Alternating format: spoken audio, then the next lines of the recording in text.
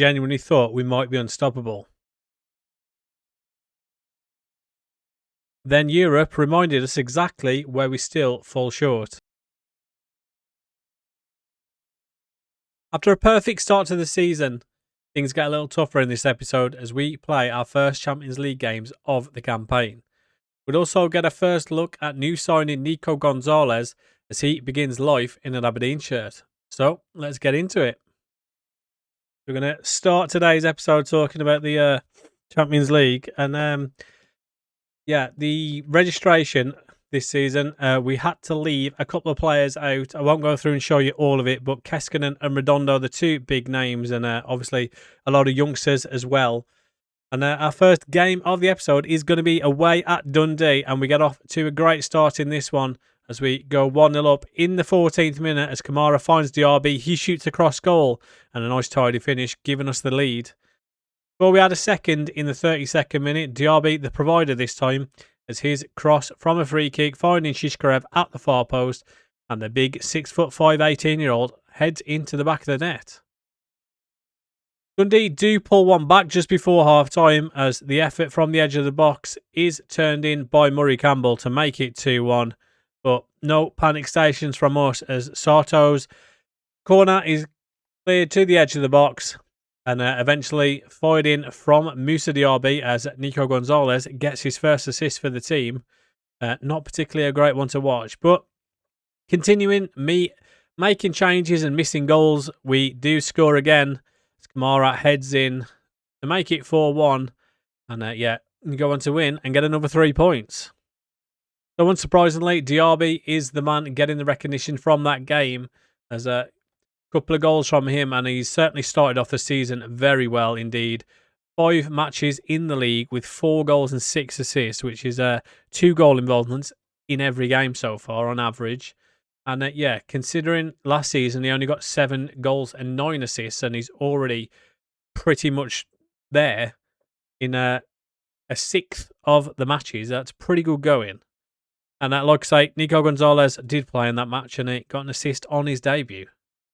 Next up, though, we play Hearts at home, and Diaby finding Morgan Gibbs-White as he shoots into the back of the net, opening the scoring in the opening 12 minutes before, in the 21st, Mitchell Frame shoots and probably a bit of a goalkeeping error, but Nico Gonzalez getting another assist before I'm not sure what the goalkeeper was doing for that one. As Diaby's cross finds Keskinen and he heads in to an open goal. Before we score again to make it 4 in the 63rd minute, Morgan Gibbs-White.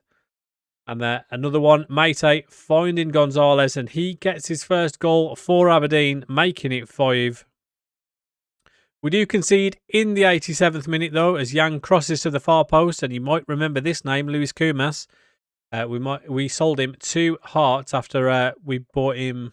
Well, we signed him on a free from Liverpool, and then had him for a year before selling him to Hearts. And then Litherland wrapping up the scoring, making it 6-1 late on in the game in the 93rd minute, and that's how the game finished.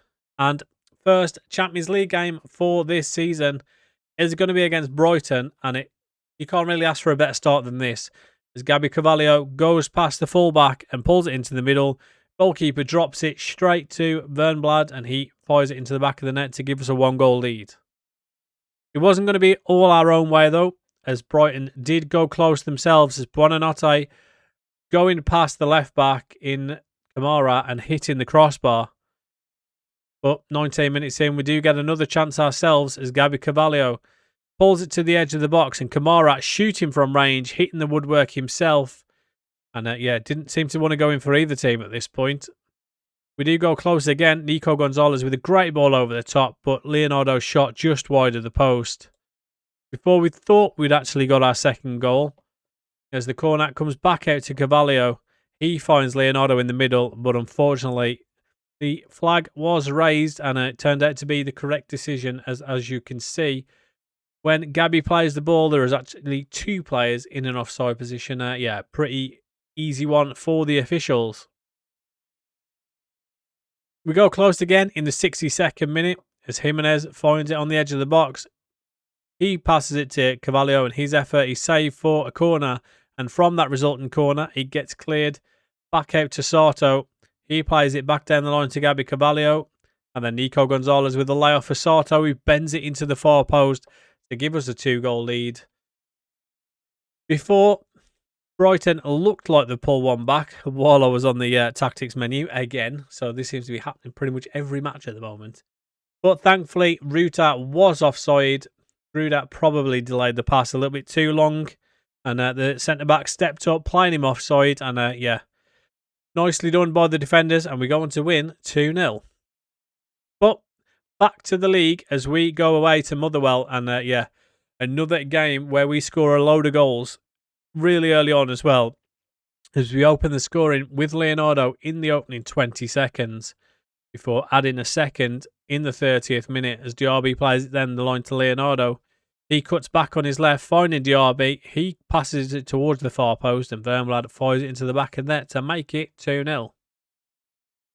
We then get a penalty in the 53rd minute as Diaby finds Leonardo. He goes all the way back to Shishkarev, who plays a great ball over the top to Jimenez. He cuts back on his left and gets brought down by Abaldo. And Leonardo is going to step up and he's going to continue to do what he's done all season, and that is find the back of the net as he makes it 3-0 in the 54th. And 3 minutes later, Gonzalez with a great ball over the top to find Morgan Gibbs-White, and he finds the back of the net. And great goal all round from two of our star players so far this season. I know we've only just signed Gonzalez, but he's certainly looking like he's going to be one of our star players anyway. Our then firing one over the top to Vermblad, and what a first time pass this is to Gibbs-White at the far post, and he will not score an easier goal in his life as he makes it 5 and we go on to win another game.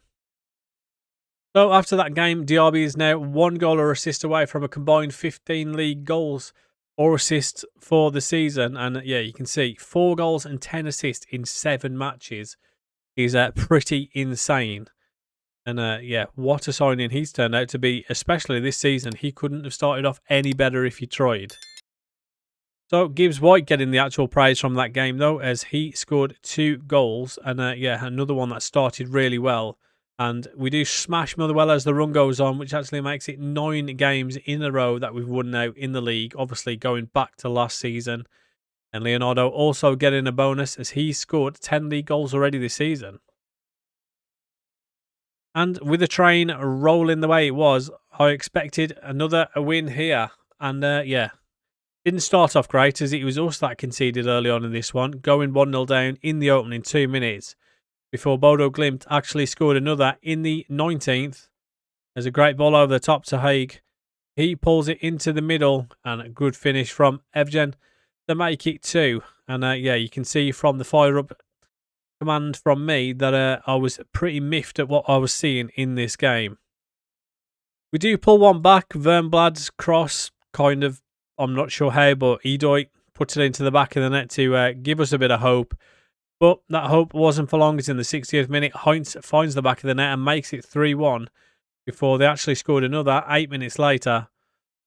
There's a great ball out wide to Haig, and he gets his first goal of the game and the first goal of his Champions League campaign to make it 4. We do pull another one back after a pretty sloppy playing out from the back as Vermblad anticipates the pass well and finds his second goal of the game, but unfortunately it wasn't going to be enough and we do go on to lose the game 4-2.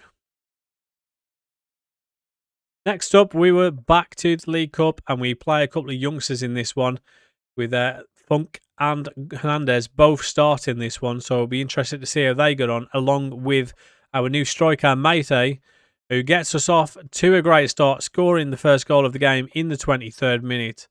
And that is certainly what I want to be seeing from him. And then Funk, the youngster, left back, crossing it to the far post. Gonzalez winning the header to Lazatic, and he shoots into the back of the net and makes it 2-0. We go closed again in the 59th minute. Renato Sanchez with the ball into Hernandez, and the first time pass finding Mate, and unfortunately, good save from the goalkeeper to keep Mate out from scoring his second. Sato then finding Gonzalez, and unfortunately his effort goes wide of the post as well. Hibs do get a chance themselves in the 90th minute as the shot comes in from Alaru, but we do go on to win the game 2-0 and advance through to the next round. Unfortunately, we are going to be without Jimenez for 5 days to 2 weeks as he's picked up a bruised ankle. And yeah, like I say, Funk made his debut along with Hernandez. And yeah, Funk certainly seems to be progressing well in training, which is good to see. And he's also valued at 14.5 to 21 mil. So that's also pretty good to see. So Diaby has scooped Player of the Month, which is very unsurprising as he has scored 3 goals and got 9 assists in 4 matches, which means he's averaging 3 goal contributions every game at the moment. And could he do the same as we welcome Celtic to Pittodrie? Gibbs White gets us off to a great start, scoring in the opening goal. Celtic did go close themselves after 15 minutes, hitting the woodwork, and we then punish them as they miss that effort as Moussa Leonardo goes through on goal and scores his first goal of the game, making it 2.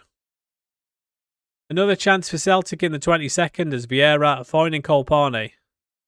He cuts back to Engels, and then Engels finds Kolpani, who finds Villa from the edge of the box, who shoots over.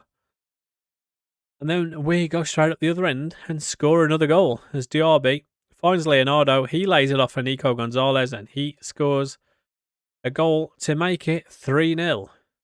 We added another in the 33rd minute. Sato finding Gonzalez, and he pulls it into the middle for Gibbs White for his second goal of the game. And yeah, we weren't done. What a start this was, by the way. 4 goals in 42 minutes.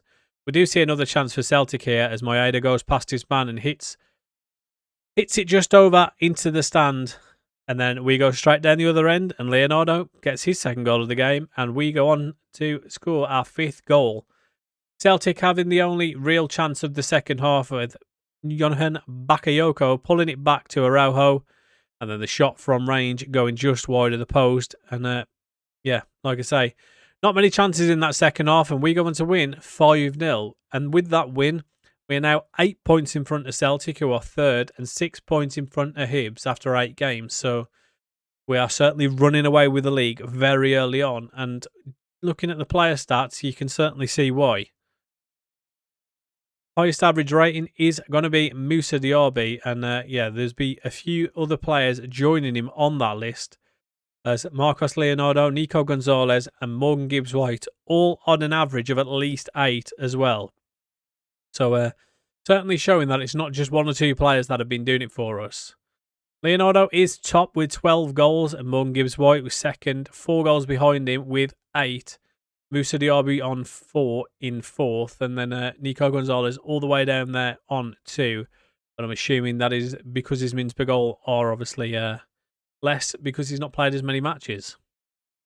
On to assists though, there's one clear winner at the moment, and that is Moussa Diaby, which is unsurprising after you just saw he got 9 assists this month. And yeah, Nico Gonzalez though on 5 assists in the league, 2 goals as well in the league. So what a start he's had to life in Aberdeen.